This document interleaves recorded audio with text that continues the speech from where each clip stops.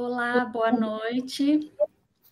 Quero dar as boas-vindas a todas as pessoas que nos assistem nessa noite.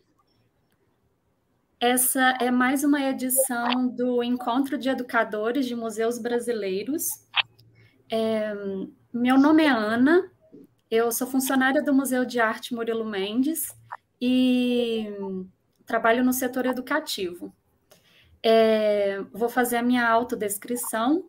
Eu tenho a pele clara, uso óculos de armação marrom, uma armação grande, uso batom vermelho, meus cabelos são lisos e longos, castanhos, e estou com fone de ouvido branco, blusa preta, brincos pequenos com detalhes em verde e vermelho, e o meu cenário é uma parede branca com móveis marrons.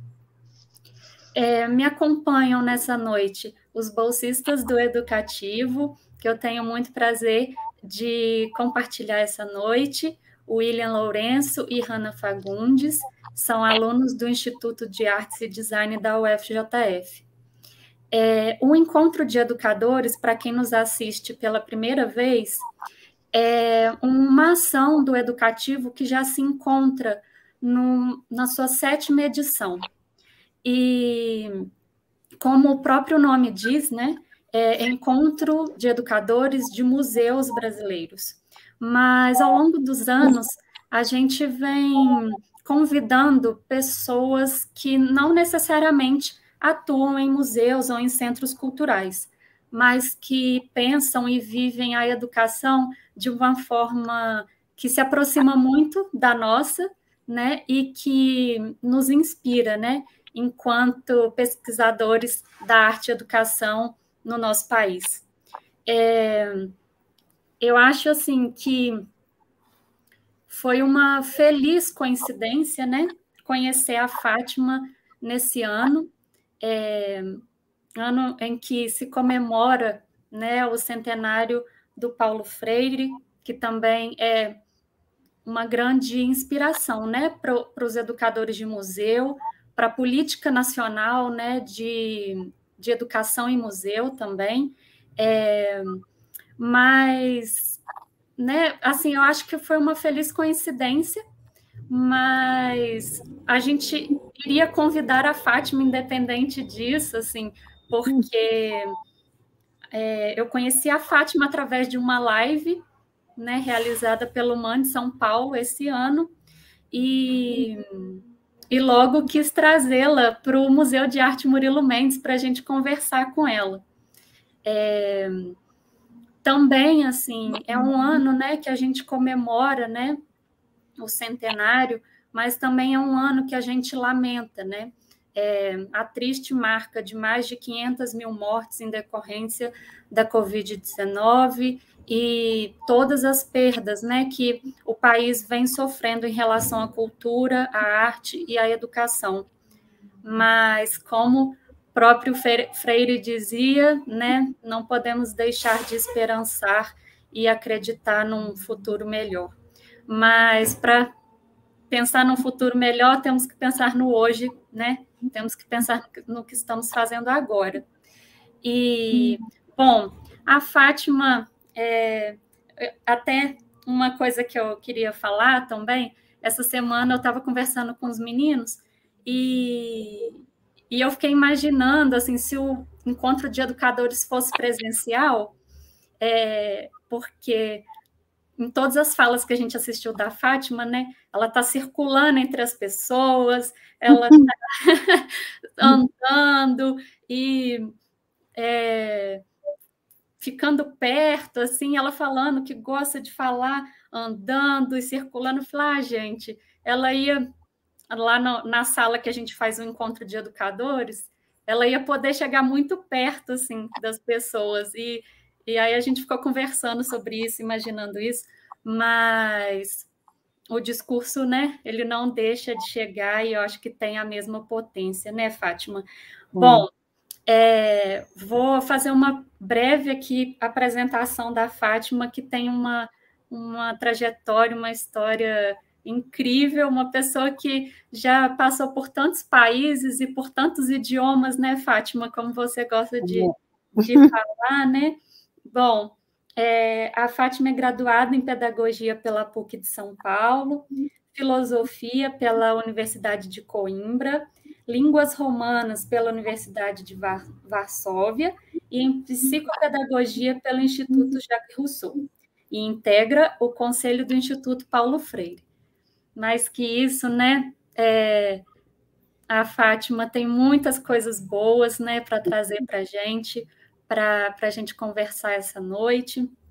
E antes, né, de passar a palavra para a Fátima, eu só queria lembrar para as pessoas que estão nos assistindo, caso vocês queiram, né, o certificado, nós vamos disponibilizar o link para vocês preencherem o formulário, né, para esse pedido do certificado, mais para o finalzinho da live, tá bom? Aí vocês fiquem atentos ao chat. E caso vocês queiram fazer algum comentário, trazer alguma questão, alguma coisa, alguma pergunta, também podem utilizar o chat, que a gente vai ficar atento aí com as interações, tá bom? Fátima, seja muito bem-vinda, muito obrigada pela sua participação aqui. E, Fátima, pensando, né, nesse título, Quem Educa Marca o Corpo do Outro, eu fiquei pensando, né? Um corpo não ocupa, dois corpos não ocupam o mesmo lugar no espaço. Então, é uma primeira pergunta, né, talvez, para você, para a gente pensar, né, e para você nos ajudar aí, que lugares são esses, né, que os educadores ocupam e os estudantes ocupam, que sabemos que não são o mesmo lugar, né? Que não podem ocupar o mesmo lugar. Então, quais são esses lugares? Boa noite. Boa noite. Bom, boa noite a todos que nos assistem. Eu queria começar, antes de iniciar a conversa, de agradecer, né? Eu sempre gosto de agradecer muito os convites, porque eles, para mim, são uma possibilidade, né, de aprender, né, e de trocar. Ensinar também, é evidente, mas, sobretudo, também de aprender coisas novas e coisas diferentes que você não sabia, né, na interação com o outro. Eu achei... Bom, eu vou fazer minha autodescrição. Eu sou de pele branca, cabelos curtos, já meio começando a ficar grisalhos. Estou de brinco, de um colarzinho de pérola, de um suéter branco e de uma rosa, cor-de-rosa. No fundo, eu tenho uma parede de adobinhos, de tijolinhos, com uma máscara de madeira africana, da África do Sul, muito bonita, da qual eu gosto muito. Bom, meus olhos são claros, castanho claro. Ok, então agora eu passo a tentar responder, né, ou papear sobre a pergunta super, né, super pertinente que a Ana fez.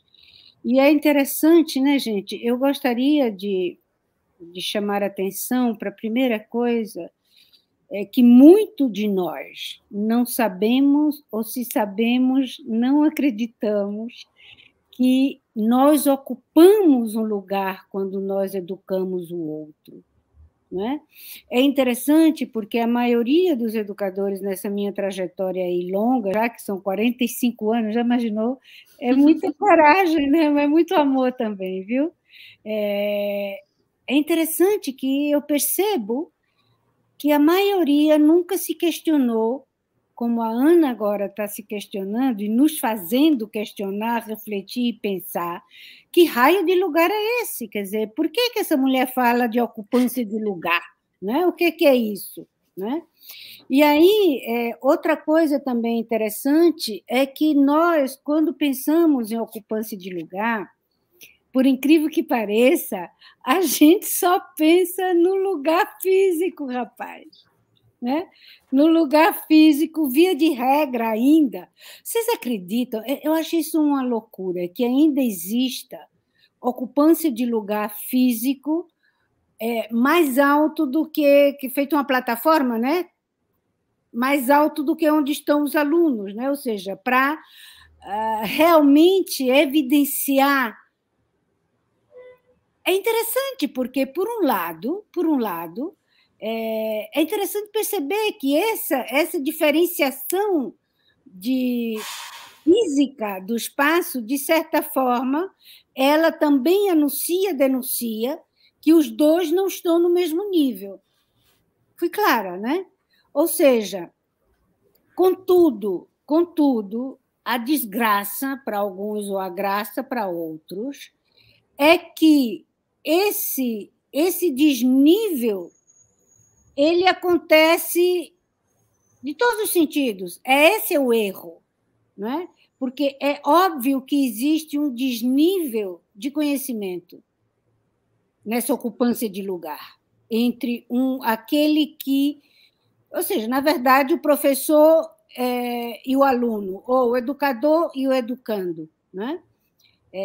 Contudo, o grande problema é que eu ocupo este lugar com essa diferenciação de conhecimento para diminuir o meu aluno.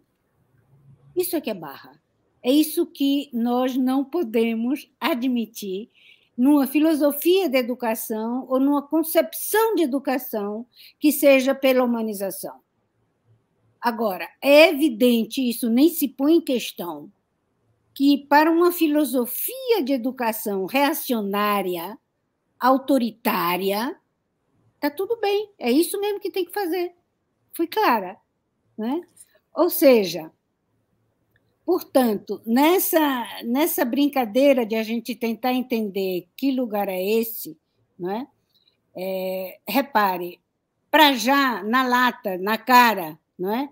Esse lugar é duplo. E também a maioria de nós, enquanto educadores, esquecemos que ele é duplo. Por que é que eu digo isso? Repare bem, é gozado, viu? Nessa quantidade incrível de palestras e de conversa com o público, não é? Quando eu pergunto para a plateia, porque eu sou muito perguntona, viu? Eu pergunto muito. E gosto também de ser perguntada. E quando eu não sei, eu digo, pô, não sei, vamos ver. Né? Agora, é interessante, reparem bem, quando eu pergunto para os educadores qual é a ação mais importante em sala de aula, quer dizer, na prática, né? Porque, quer dizer, eu estou em sala de aula fazendo o quê? Qual é a minha função mais redundante, mais específica? E é interessante que a maioria me responde unicamente ensinar. Fui clara? Sim. É incrível, rapaz, é incrível como nós, educadores, não dizemos. Estou em sala de aula com a ocupância de ensinar e a ocupância de aprender. Deu para catar? Sim. Ou seja, se eu só respondo que eu estou dentro de sala de aula só ensinando, eu já estou a dizer como eu penso. E quem sou eu? Ou seja, eu provavelmente sou uma educadora que imagino que não preciso aprender com meus alunos porque eles não têm nada a me ensinar. Eu estou exagerando para ficar alguma coisa, vice?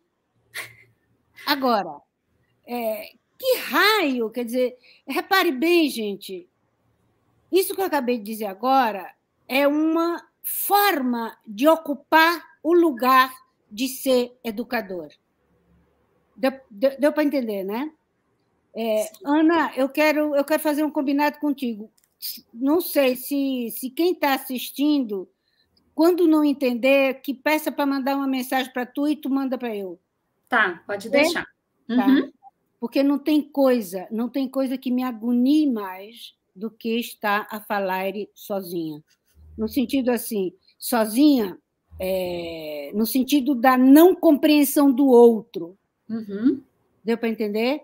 Sim. Porque esse é outro problema de ocupância de lugar do educador, que fala e não escuta por nenhuma o que o aluno está dizendo. Por quê? Nem pode, porque ele não deixa o aluno falar. Né? E como ele não sabe ler o corpo do aluno, ele está mal pago, ele está por fora, meu. Ele está por fora. Né? Bom, enfim. Então, esse lugar que a gente ocupa, não é? A maioria de nós acreditamos e pensamos e nos preocupamos unicamente com o lugar físico. Mas tem um outro que nós ocupamos intensamente. E aí, se a gente tivesse ao vivo, rapaz, e a cores, né, eu ia ficar calada agora e ia cutucar vocês para vocês me responderem, entendeu? Que raio de outro lugar é esse que um educador ocupa? Que lugar poderá ser esse? Que não o físico, não é? Pois bem, é o que eu chamo do lugar psíquico. E o que diabo é isso? Quer dizer, isso é quando eu me vinculo, construo vínculo pedagógico com o meu aluno e ele me engole. Deu para catar? Quando eu não construo vínculo pedagógico com os meus alunos, eles não podem nem conseguem me engolir. Ou seja, eu não fico no corpo deles, eu não atravesso o corpo deles. Na verdade, eu não estou me relacionando com eles. É triste, né? Sim. É triste. E quando eu penso, não só penso, quando eu constato, né? Porque em algumas escolas não me deixam entrar, visto que eu tenho medo. Mas nas que me deixam entrar, eu vejo e digo, né? Anuncio, denuncio o que está acontecendo. Agora, o mais triste é que a gente não se dá conta disso. E nos nossos processos formativos de professores, quem os forma não os informa ou não discute com eles dessa existência, não é? Dessa ocupância psíquica no corpo do seu aluno. É por isso que eu dei esse título para o meu livro, né? Ou seja, se eu não ocupo esse lugar psíquico no corpo do meu aluno, eu não estou marcando ele, né? Eu não estou marcando ele. Né? Bom, então, outro questionamento é a forma, quer dizer, ou seja, eu agora já sei, posso não aceitar, posso não estar de acordo, mas eu já sei que existe duas ocupâncias de lugares, um lugar físico e um lugar psíquico. Uhum. Agora, resta eu me questionar o como eu ocupo esses dois lugares. Não é? Conteúdo que nós tão pouco discutimos sobre com os professores. Nós não discutimos. Não é? Ou seja, e aí é interessante porque eu posso ocupar o meu lugar de ser professora fazendo uso de um papel de maternagem, de mãe, de um lugar de mãe. E eu não sou a diaba da mãe do meu aluno. Toda vez que eu me ponho neste lugar para ensinar, por incrível e incoerente que possa parecer para a maioria de nós educadores, eu estou dificultando o processo de aprendizagem do meu aluno. Fui clara. Agora, pasme, e ainda tem escolas que permitem que a mãe seja professora dos seus filhos. Olha só que bagunça no corpo da criatura. Você imaginou? Como é que diabo ele vai separar a mãe dele da professora? Da mãe dele, que é professora dos outros e que é a mãe só para ele. Ele pensava que a mãe era só dele. Não, é incrível como nós, educadores que estamos na gestão de escolas, somos ignorantes em certos aspectos, com certos conteúdos. Né? Bom, enfim. Fátima, então, diga. Como é que entra o afeto nesse vínculo pedagógico sem confundir com essa questão da maternagem, então? Pois é, minha filha, excelente. Hanna, excelente pergunta. Repare bem. Primeira coisa para que a gente se entenda, né? Tu sabia que a cada grupo específico pertence um tipo de vínculo? Não sei. Então, cada grupo, eu estou te falando teoricamente, tá? Cada grupo tem um nome específico do vínculo que o representa.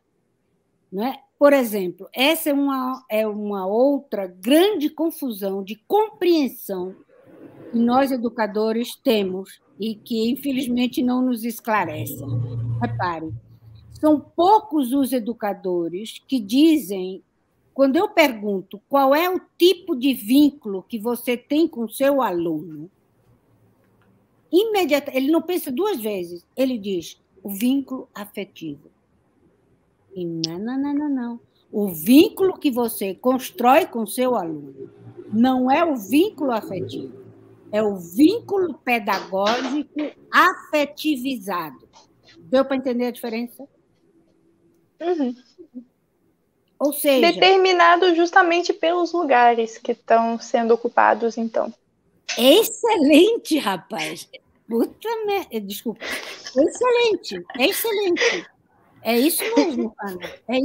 É isso. E é justamente por não nos esclarecer esse aspecto que nós atuamos enquanto professoras de uma forma maternal. Nós temos o discurso de mãe, você está me entendendo? Nós temos a proteção do nosso aluno de mãe. E é equivocado isso. É equivocado, né? O vínculo afetivo é o vínculo do grupo familiar. Mas o vínculo, quer dizer, da mesma forma como o vínculo que eu tenho na empresa, no local onde eu trabalho, é o vínculo profissional, que pode ser afetivizado ou não. Via de regra, na grande maioria, não é. É desafetivizado. E sabe por que é desativizado, Hanna? Porque nós temos a mania, sem sentido, sem nexo, de confundir o que é pessoal com o profissional. E é interessante porque todos nós já devemos ter escutado isso. Não, mas é porque fulana pega tudo no pessoal. Não, é que você não está pegando no profissional, você está pegando no pessoal. Dane-se, tudo é pessoal, não existe a impessoalidade, porque nós somos seres humanos. Sim. Então, tudo que você me disser vai ser pessoal para mim, porque diz respeito à minha pessoa. Não é? Agora, você pode e deve, sim, diferenciar. Não é? Diferenciar na forma como você ocupa e responde, não é, as perguntas. Ou no veio pessoal da sua intimidade, da sua experiência de vida, ou no veio da sua profissão, da sua experiência profissional. Fui clara, Hanna? Fui clara? Sim. Ótimo. Perfeitamente. Ótimo. Então, agora... Para a gente, não sei, eu não diria finalizar, mas para arredondar a conversa aí do lugar, eu às vezes fico pasma quando eu percebo que muitos educadores, eles não ocupam o lugar, eles acham que são o lugar. Deu para catar?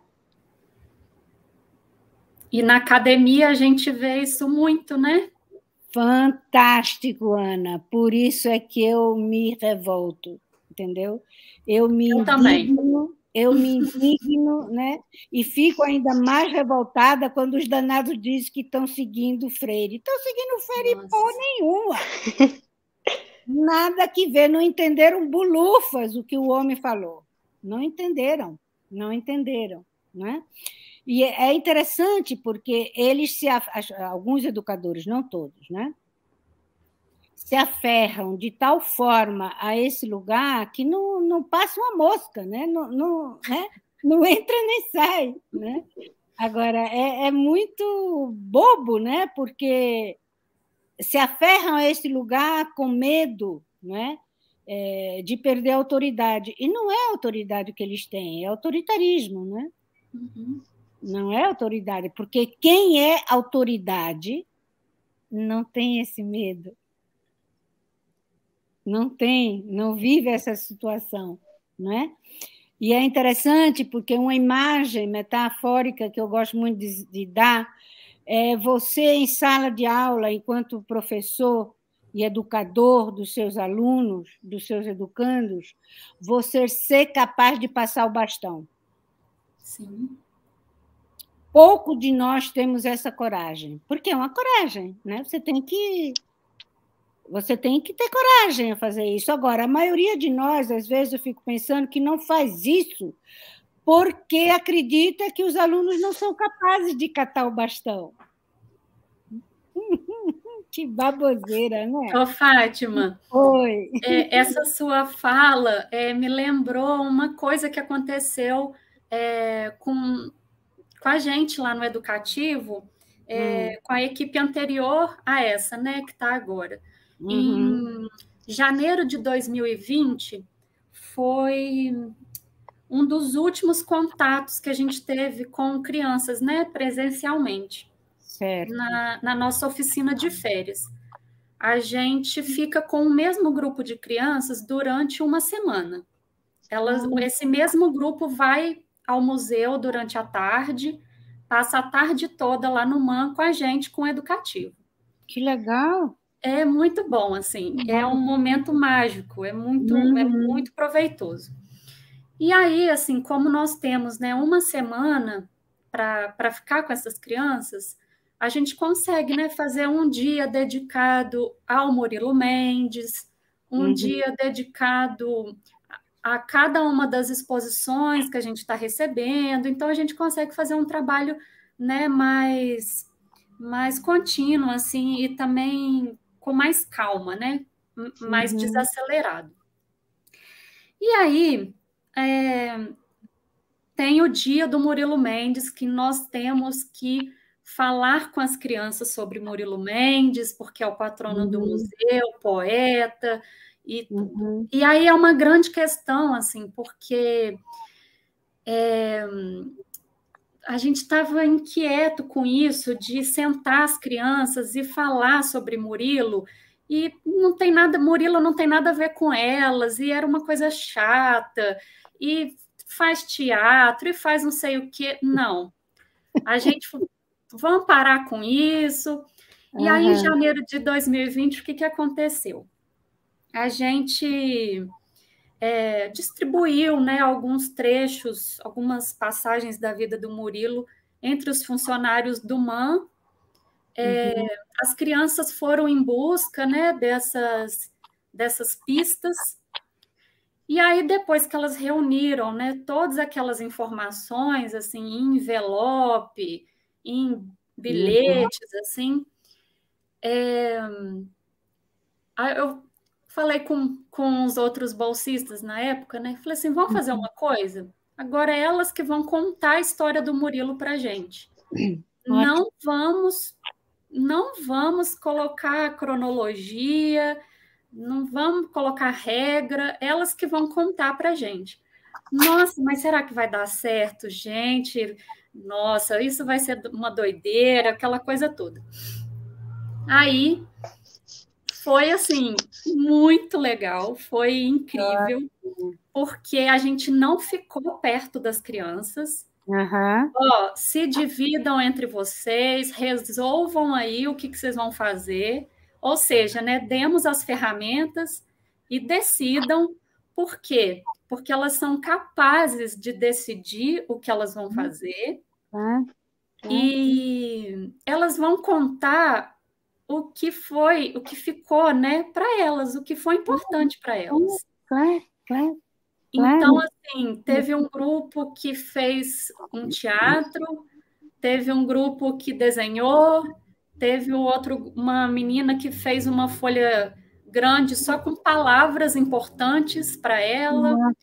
Que ótimo. E foi incrível, assim, porque eu acho, né, que é o que se discute muito também na educação em museu, né? Primeiramente, de pensar o museu como um todo, né? Sendo um espaço educativo como um todo. Então, nós temos que ter cuidado, né, com isso, né, com esse trabalho que a gente faz com o público e escutar esse público, né, mais do que falar. Claro. Né? A gente sentar e falar com a criança, me fala sobre esse quadro também, que foi uma outra atividade que a gente fez. Eu não vou falar nada sobre esse quadro, hoje é você que vai me falar sobre essa obra, sobre o Murilo Mendes, né? E são duas coisas que você falou, né, que eu acho que estão muito, né, em falta, mas também tem muitas pessoas discutindo isso, que bom, né? A gente fica feliz. Que é a escuta, né, que você acabou de falar, né, e a imaginação também. Porque para você conversar e para você pensar nesse lugar psíquico, né, para você trocar com seu aluno, você tem que imaginar, né? E você tem que criar, você tem que entender, né, que você é um educador, se você está falando para um grupo de crianças sobre, né, ou o Murilo Mendes, ou sobre obra de arte, você tem que saber o que você está fazendo, né? E saber a hora de alternar aí quem fala, né, e quem escuta. Poxa, que fantástico, Ana, que experiência boa, que bonito, né? E é rara, né? Porque normalmente é interessante, porque nós, enquanto adultos, acreditamos que as crianças não têm o que dizer, né? Não têm repertório, né? E tem extremamente, intensamente, né? Nós é que não levamos em consideração, né? Então é muito incrível. Agora, essa problemática você tocou nesse seu exemplo, o quanto é importante, né?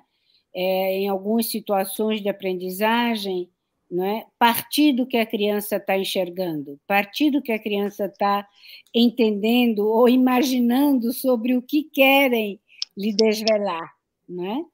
E é muito bom, porque nós temos, infelizmente, a tendência de não levar esse aspecto em consideração no processo de aprendizagem, né? Ou seja, é interessante porque eu relaciono isso ao planejamento, porque nós temos que planejar, nos organizar, né? Organizar a nossa ação para poder vivê-la com os alunos, certo? E aí é gozado porque, novamente, né, quando eu pergunto para os educadores o que é planejar para eles, né, é muito raro, lógico que vem vários dizeres, várias falas, que é organização, é pôr no tempo, enfim, né? Está correto tudo isso, óbvio, mas são raros e poucos aqueles que trazem o conceito de situação relacionado ao ato de planejar. O que é que eu quero dizer com isso? Eu poderia simplesmente dizer que planejar é criar situações. Planejar é criar situações de aprendizagem as melhores possíveis e que possam, né, cada um possa se localizar e se encontrar dentro dessa situação. Fui clara? Fátima. Oi. Então, uma coisa que eu noto muito, tanto na universidade quanto nas escolas, é que as avaliações acabam marcando o outro de forma muito negativa. E eu queria saber como você enxerga, como um professor pode avaliar um aluno de uma maneira em que seja justa e que não marque ele de forma negativa. Excelente pergunta, excelente pergunta.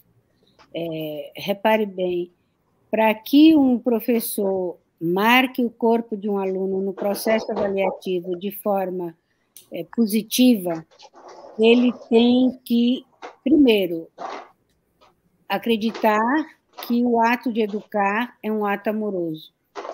Se é um ato amoroso, eu não vou fazer com que meu aluno se sinta menos porque errou. Ou seja, poucos de nós somos aqueles que usamos as respostas das crianças ou dos alunos buscando evidenciar e localizar realmente o não saber dele, para que ele possa ressignificá-lo e saber de uma forma correta, né?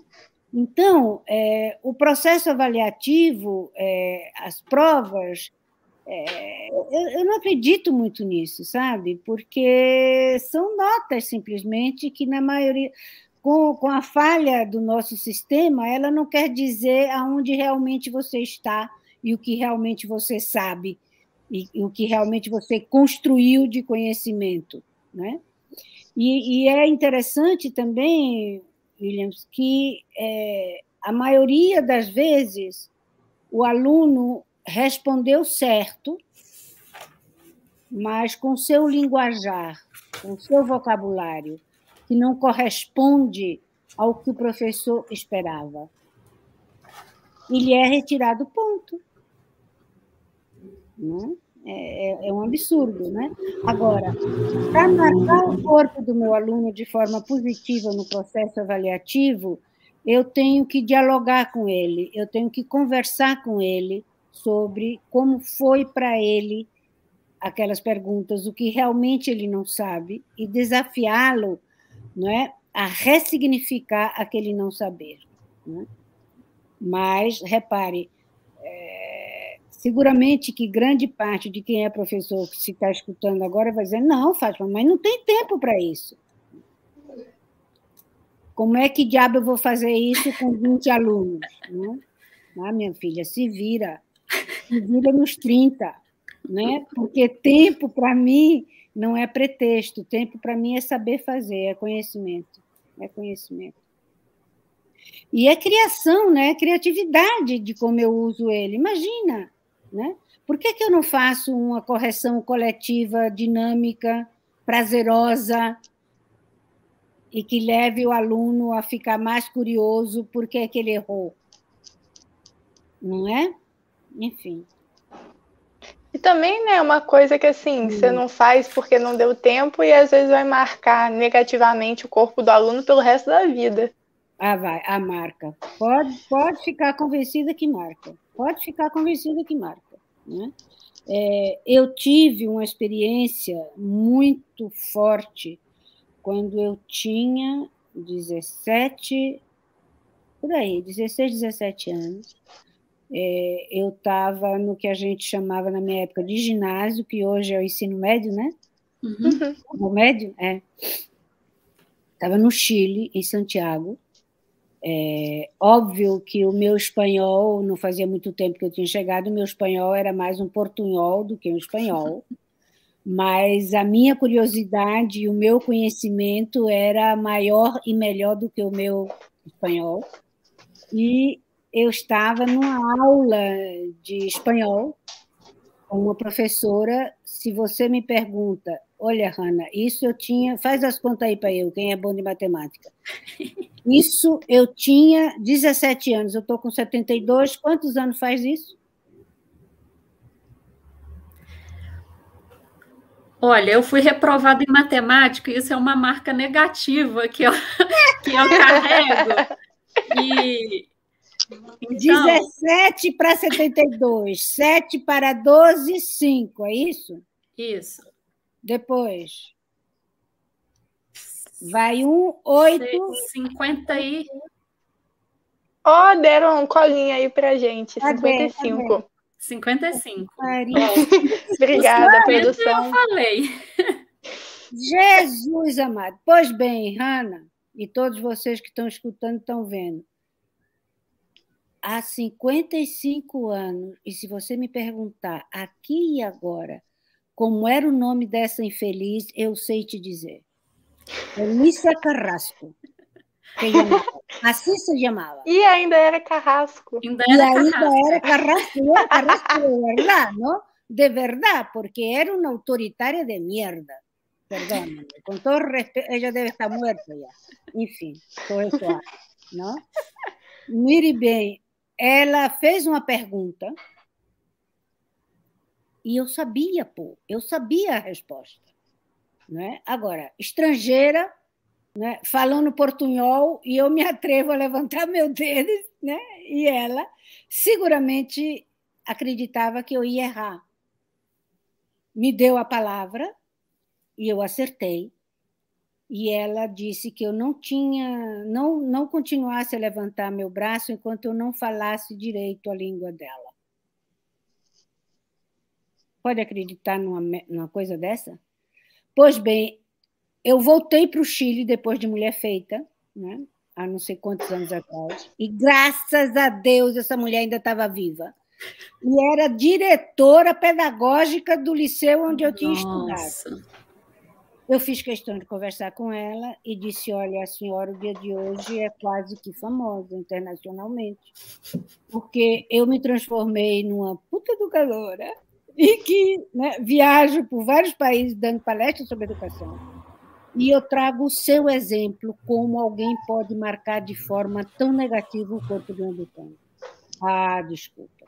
Eu acho que eu fui muito dura com ela, sabe? Mas, enfim. Pô, sabe? É incrível, né? É incrível como as marcas ficam, né? E o quanto você, depois de adulta ou ainda jovem, tem que ressignificar aquilo que foi negativo, né? E quando você não consegue, o que é que você faz? Né? Fica. Chora. Haja terapia. Haja terapia, pois é. Né? E é gozado, porque eu costumo criar várias definições sobre o que é o ato de educar, né? E uma delas tem a ver com isso, quer dizer, para mim, educar é possibilitar que o educando ressignifique as suas marcas. Porque é muito importante, né? É muito importante. Né? E é gozado, né? Porque os nossos processos formativos, eles não se ocupam ou não se preocupam com que nós possamos localizar quais são as nossas marcas. Qual é a nossa história de vida? Não é? Por que eu desemboquei na educação? Por que é que vocês dois estão de bolsista aí no MAM? Por que a Ana estudou a educação artística naquela época dela? Por quê? Quem?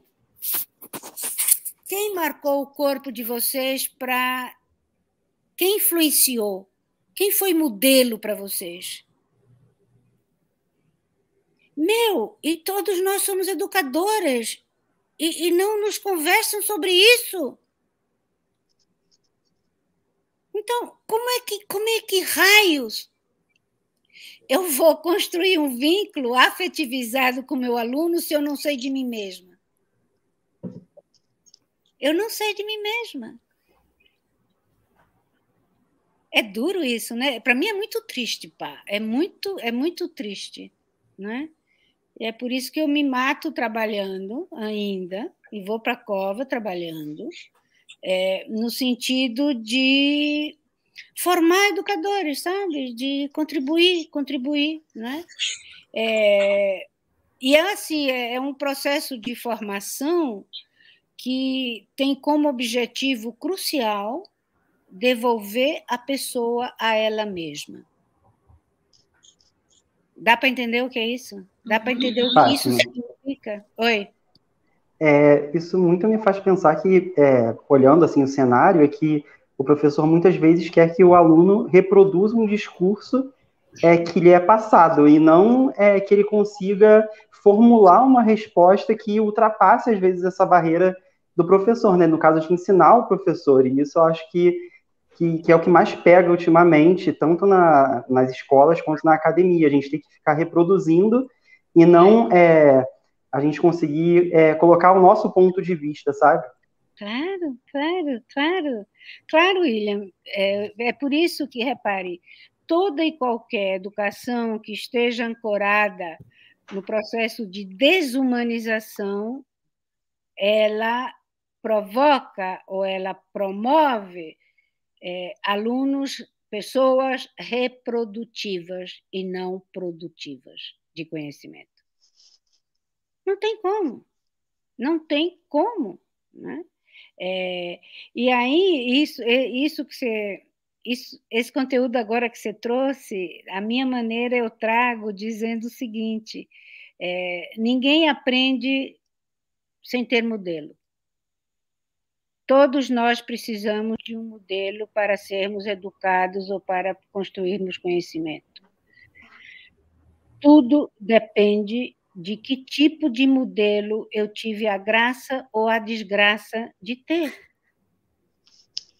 E a gente não tem só um, graças a Deus, não. Já imaginou, rapaz? É a mesma coisa, graças a Deus a gente não tem só uma mãe e só um pai. Já imaginou a desgraceira? Ou a graceira? Né? Depende de quem é o pai e de quem é a mãe, porra. Né? É complicado, entendeu? Agora, e por que eu faço questão de incentivar essa coisa do modelo? Depende que tipo de modelo eu quero ser. Porque se eu quero ser um modelo para ser repetido, eu estou no processo de desumano. Agora, se eu estou num pensamento numa vivência prática pedagógica de um modelo para ser superado, eu estou numa transformação, numa educação transformadora, né? Então, isso. Sabe, gente, cada vez, eu não sei se é porque eu estou ficando mais velha, mas cada vez eu estou percebendo que não... Sabe? As coisas são tão claras, sabe? São tão claras. Nós é que, por dificuldades ou por medo, não enxergamos e não peitamos, né? Mas é claro isso, é claro, né? Agora, o que eu acho um absurdo e continuo achando no dia de hoje é essa leva, né? Por exemplo, agora parece que até que está mais tranquilo, né? Essa vaina de escola sem partido, sei lá. Eu acho que os bichos acalmaram mais, mas enfim. Mas que incoerência e absurdez maior do que uma pessoa não poder ser ela mesma? Não poder falar de si, não poder dizer o que pensa e o que sente? Vá tomar banho congelado.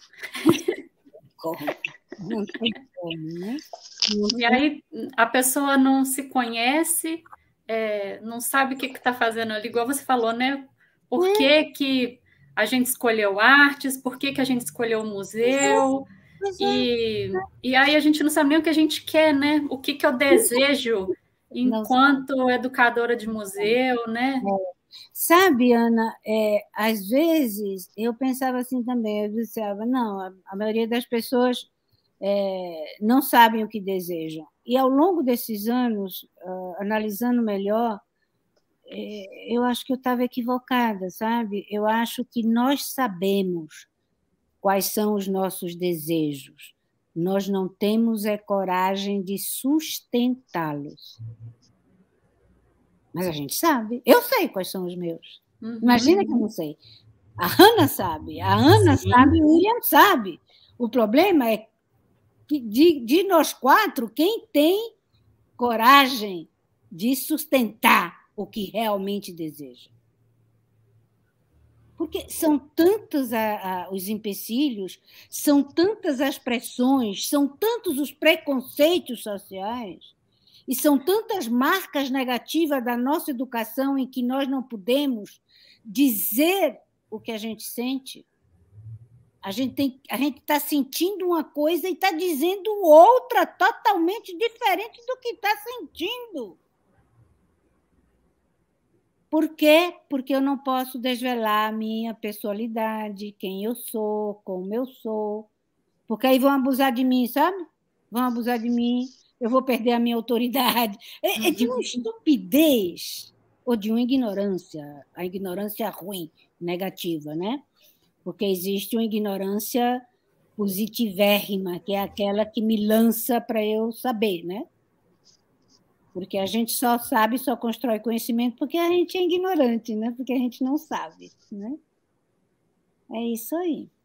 É isso aí. E, não, e assim, com toda... Assim, gente, vou fazer um parêntese, abrir um parêntese. Eu ri na hora que eu falei que eu fui reprovada em matemática. Hoje eu rio, mas foi... Assim, eu acho que até hoje, né, é uma marca... Foi uma marca negativa, assim, porque até hoje eu não entendo por que eu fui, lógico, né? Não atingi a nota, mas foi uma época muito estranha para mim, e que raio, por que, né? A gente fica se perguntando por que eu não consegui, por que eu não fui suficiente, assim, mas que bom, né? Que hoje eu consigo pensar a educação diferente, né? Diferente dessa marca. Isso é muito bom, né? Porque é uma marca que diminui a tua autoestima, né? E a tua capacidade. Porque é tão incrível, porque uma avaliação que deixa marca negativa, ela te diminui o teu prazer por conhecer. Completamente. Né? Por ir atrás. Né? Mentras que, se você me dá uma devolução, me incentivando, assim, olha, na outra você vai ser melhor, vamos localizar o que você não entendeu nessa. Ou a forma, talvez, como você estudou, não lhe ajudou a transpor no momento, você estava muito nervoso, mas ninguém conversa com a gente. É de uma maldade. E, pô, nos últimos anos, assim, pelo menos aqui em Juiz de Fora, pelo que eu sei, mais do cenário de escola particular, está cada vez mais uma máquina de passar em vestibular. Então, o que mais tem é marca negativa, sabe? Tipo, se eu penso na minha turma, são muitos poucos que mantêm algum prazer de aprender ainda. Parece que a experiência está se construindo, infelizmente, para estrangular isso. É triste. É triste.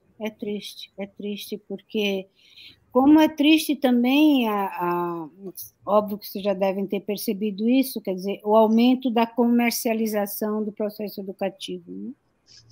Uma coisa absurda. Realmente é interessante, porque eu sempre me revolto quando a área de educação é invadida pela área gerencial ou de gestão ou de empresas e nós perdemos os nossos conceitos, as nossas palavras e passamos a ocupar e a usar gerenciamento, colaboradores, líderes e por aí vai. Terrível, terrível, terrível. Nós todos da área da educação deveríamos nos rebelar em relação a isso e criar nossos próprios conceitos. Exatamente.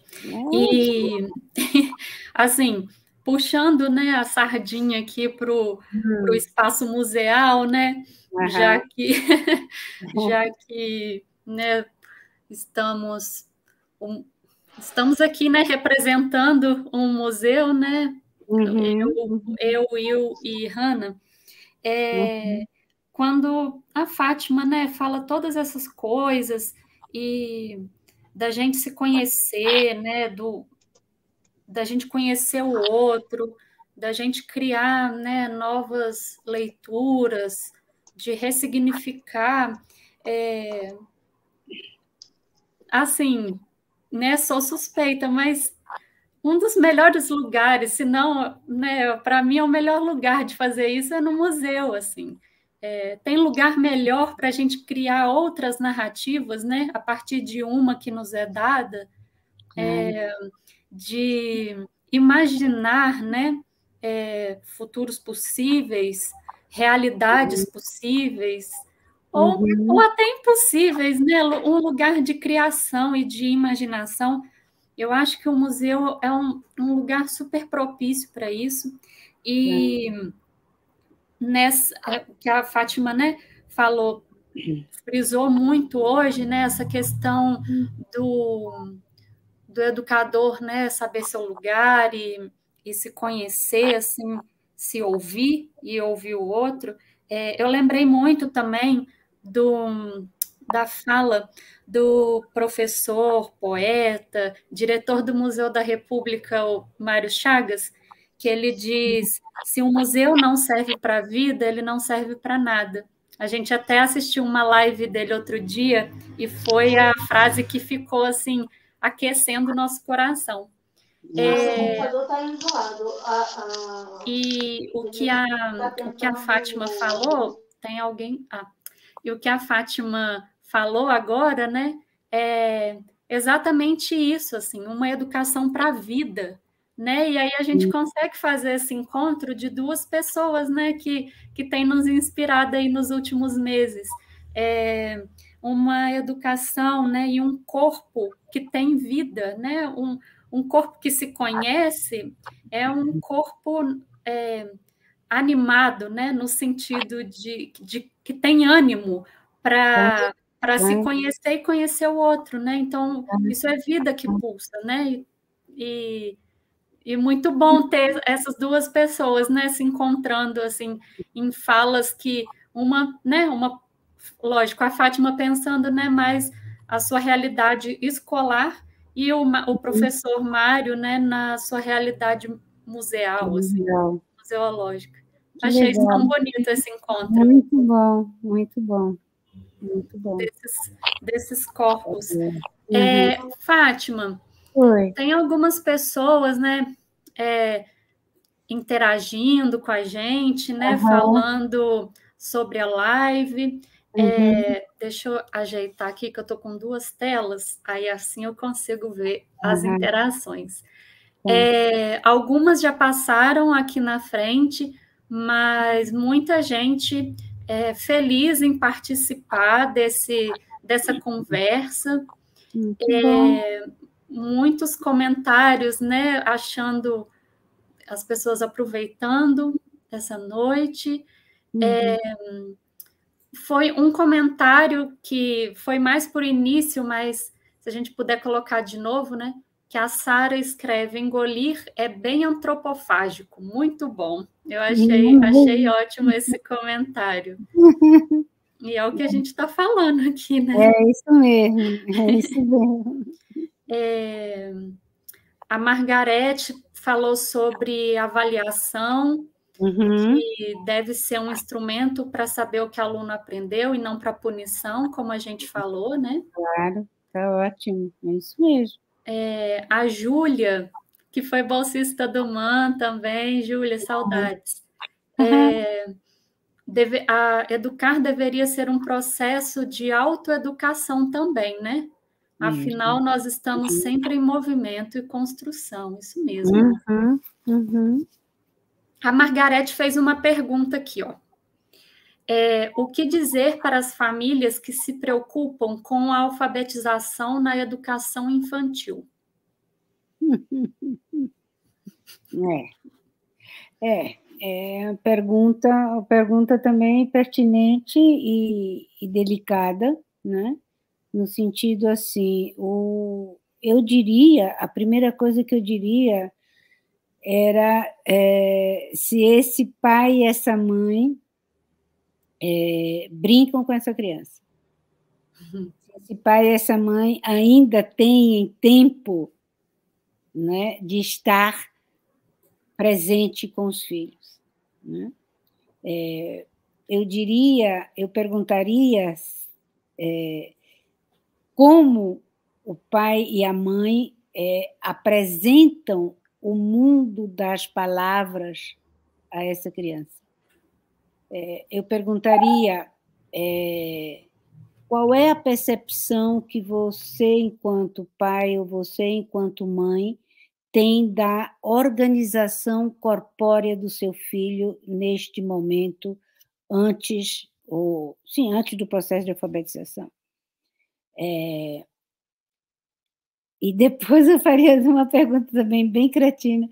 Você tem medo que seu filho não se alfabetize?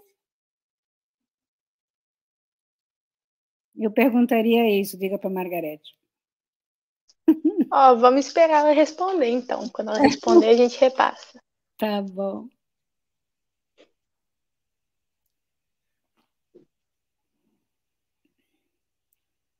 O processo de leitura, né, é um momento de muita ansiedade para os pais, né? É um momento realmente em que os pais ficam muito inseguros, né? E é interessante porque dependendo como... É que a gente não se dá conta, né? Mas dependendo como foi o meu próprio processo de alfabetização, eu projeto isso no corpo do meu filho, que muitas vezes piora, né? E dificulta, né? Então, eu acho que a escola aí teria que dar muita ajuda à família, sabe? Uhum. Enfim, porque o dia de hoje, porque as crianças hoje já é tão diferente tudo, né? Quer dizer, agora são poucas as escolas também que têm um trabalho de sensibilização ao processo de alfabetização, né? Quer dizer, todo o trabalho da representatividade do mundo simbólico da criança não é feito, né? Não é feito, não é valorado. Então, isso dificulta por demais o processo de alfabetização. Cada vez brincam menos, né? Você falou aí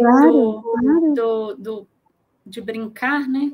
As crianças cada vez brincam menos e cada vez mais com as brincadeiras cheias de regras, assim, lógico que as regras são importantes, né?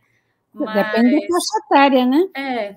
Depende da faixa etária, porque se eu tenho 3, 4 anos, não me venha falar de regra que eu mando você tomar banho do lado, né?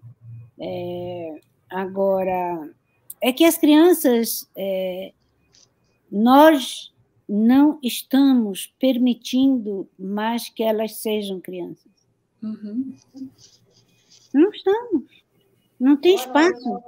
Não tem espaço. Não tem espaço.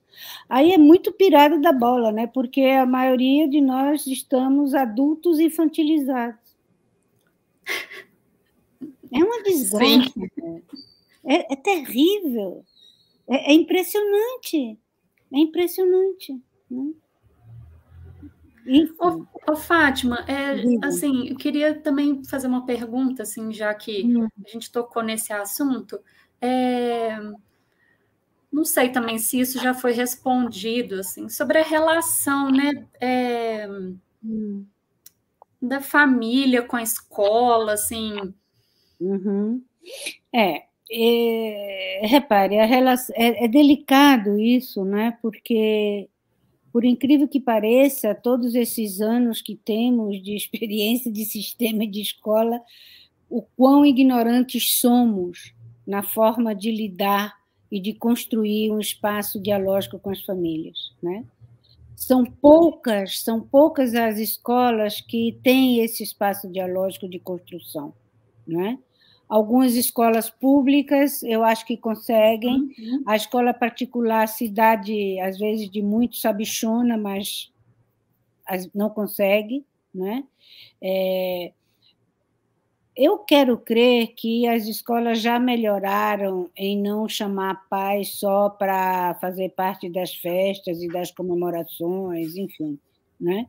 Já estão mais atentas em fazer chamadas de outro tipo, né? De um conteúdo mais pedagógico, né? Mas eu considero, Ana, que o grande problema,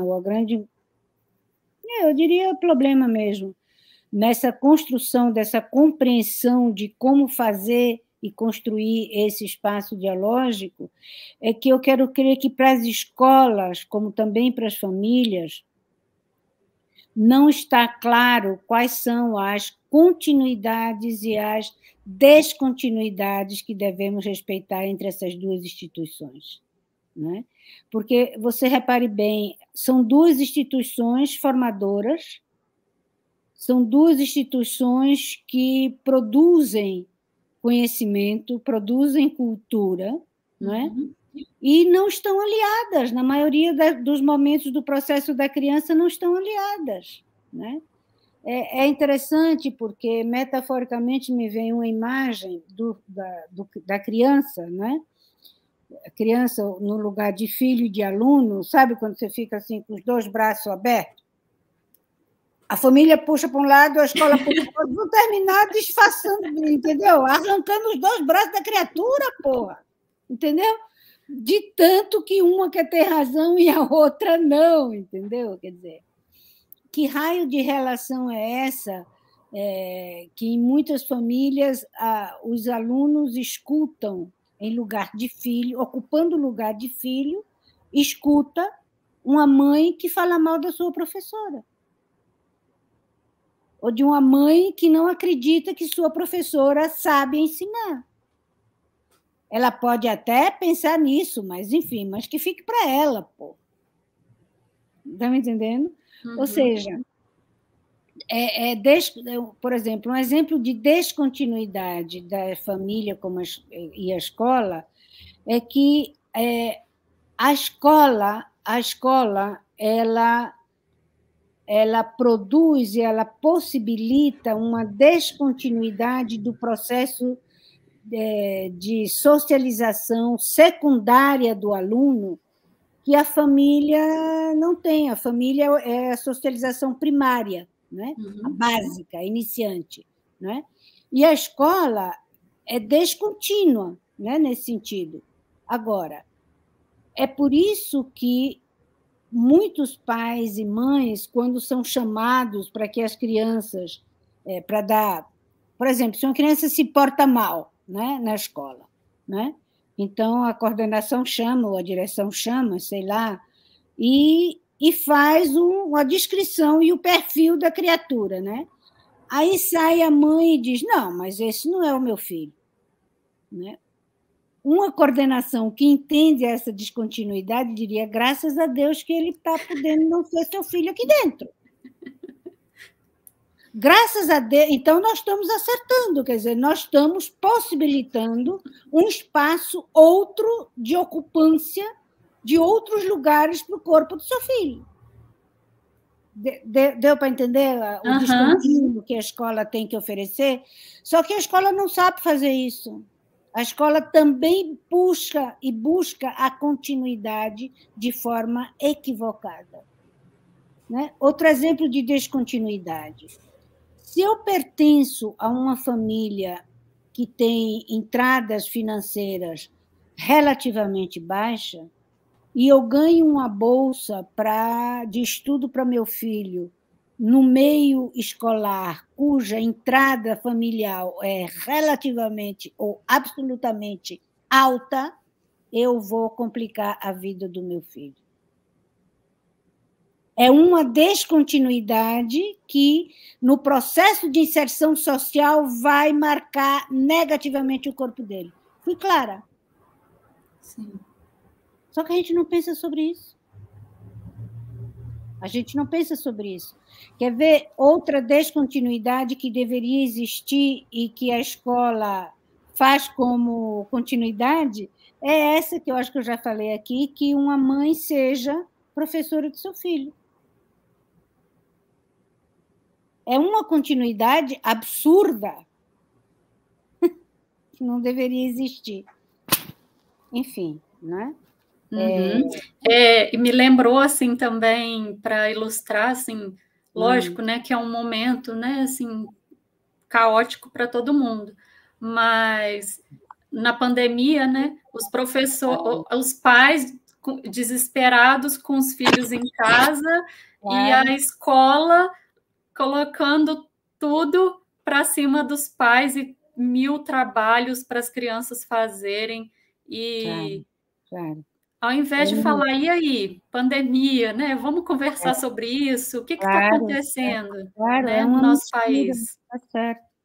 É uma mistureba, né? Porque é interessante, essa pandemia veio ressaltar muita coisa negativa, mas veio construir muita coisa positiva também, né? Porque seguramente a grande maioria dos pais e das mães estão, infelizmente, talvez, se dando conta que não ocupa o seu lugar de pai e mãe, né? Que estão ausentes e que trabalham muito mais do que deveriam para manter a família financeiramente, economicamente, enfim, e estão perdendo a maior parte, estão a perder os momentos mais importantes do desenvolvimento dos filhos, né? Isso é uma tragédia, isso é uma tristeza. Isso é uma sociedade perversa. Isso é perversidade, sabe, humana. Isso não deveria existir, né? Não deveria existir. Então, simplesmente, os pais e as mães não sabem mais o que fazer com os filhos. Não sabem. Porque nunca estiveram nessa situação. Ou era babá, ou era televisão, ou era avó, ou escola. Não é? Então, é muito problemático, viu, Ana? Não é fácil, não. Eu digo, rindo comigo mesmo, graças a Deus que meus filhos já estão tudo grande, crescido. E eu sempre, em relação a isso, eu sempre me neguei e briguei pelo meu lugar de ser avó e não babá dos meus netos. Vá tomar banho congelado. Não me deixe aqui em casa que eu não vou cuidar deles. Não tenho por que cuidar. Foi você que pôs no mundo, é seu. Leva, o trio é seu. De jeito nenhum. Eu quero ver meus netos quando eu puder ver, para realmente estar com eles e brincar com eles. Mas não de cuidar deles. Isso não é função minha. De jeito nenhum. Né? E essa é outra desgraça atual, porque com a problemática financeira dos casais jovens, né, os pais perderam a ocupância do lugar de avós. Não são mais avós. Não conseguem ser. Uhum. São os cuidadores dos netos. O que é perverso novamente, sabe? Porque a criatura, o filho não desmama da mãe e o neto não constrói o que é a avó. Fui clara? Sim. Quando eu trago essas coisas, eu não estou criticando ninguém que está tendo essa vivência, muito pelo contrário, muito pelo contrário. Eu me sinto uma danada de uma privilegiada de não viver isso, sabe? Uma privilegiada, realmente. Eu gostaria que todos pudessem. Mas, enfim, esse mundo é perverso e é injusto. Né? Por isso é que a gente convém... Eu estou ficando cansada, viu? Não, vamos... Eu estou começando a encerrar e aí eu faria uso do meu pai, né? No sentido quando ele transforma o substantivo esperança em verbo. Né? Quando ele fala de esperançar e não de esperança. Né? Então, a gente tem mais que esperançar com essa pandemia de merda que está aí, com esse presidente também, enfim. Ave Maria, haja, né? Haja esperançar. Haja esperançar. Mas Fátima, Fátima. Diga. Perdão. Você me permitia uma pergunta? Porque você falou disso do esperançar, e era um negócio que eu tava doida para perguntar para você. Claro, pergunta. Que, tipo assim, como é que faz justamente para continuar a esperançar? Se permitir afetar e ser afetado? Porque eu sinto que tá todo mundo tão cansado que não dá nem conta. Tipo isso dos pais que você falou e da vida que a gente tá levando, sabe? Excelente pergunta. E eu diria, é você brigar para estar viva. É você levantar. Eu acho que não é só coisa de quem está velho, não, né? Que agradece a vida todo santo dia porque está acordada. E amanheceu mais um dia. Eu acho que os jovens têm que estar fazendo isso também nos dias de hoje. É acreditar na vida e não desistir. Não desistir, primeiro de você mesma. Porque se você desiste de você, Hanna, você desiste do outro. Não tem como. Então, esperançar, para mim, é verbo mesmo, porque é ação. É ação de todo o cotidiano, estar atenta do esforço que você tem que fazer, da rebeldia que você tem que ter, da indignação que você tem que ter, entendeu? E se beliscar, às vezes, assim, meu Deus, eu estou viva mesmo? Acorda, entendeu? É isso aí, Hanna. Muito obrigada, Fátima. Imagina. Pô, foi um prazer. Imagina, o prazer é todo meu. É todo meu. Bom, pessoal, já, né, além da Fátima, né, nós também já estamos cansando, né, assim, a gente já vai cansando desse movimento que é fazer uma live, né, câmeras e telas e tudo, e também já ultrapassamos aí o nosso tempo regulamentar, né, de 1 hora, que geralmente a gente faz, assim, que é um tempo que todo mundo consegue ficar atento, né? Então, Fátima, você já disse tudo aí, assim, finalizou, né? Finalizou, acho que é uma palavra, né, um pouco triste, assim, porque a vontade é de ficar conversando com você por muito tempo, assim. Obrigada. Porque é muito gostoso. A gente, né, fala de coisas muito potentes, né, muito fortes, mas a gente fala, né, de coisas bonitas, ao mesmo tempo que a gente fala de coisas perversas, e eu acho que é o movimento da vida, né? É isso aí. É isso aí. Um mundo misturado, né? E eu acho que uma coisa também, além de não desistir da gente, né? Eu acho que a arte, né? A arte, a cultura, elas são fundamentais nesse esperançar, né? Isso, e que a gente continue lutando pela arte e lutando por nós, né? Enquanto humanos, educadores, pesquisadores, artistas. Pessoal, eu agradeço a presença de todos, agradeço ao William e à Hanna por estarem aqui com a gente. Fátima, muitíssimo obrigada. Que a gente possa, né, conversar aí outras vezes. Agradecer a todo mundo que está nos assistindo, agradecer a equipe da produção do MAN, que, né, nos ajudou aí nessa transmissão, fez aí acontecer. Agradecer... Até para fazer conta, né? Até para fazer. Estava penando. Para calcular.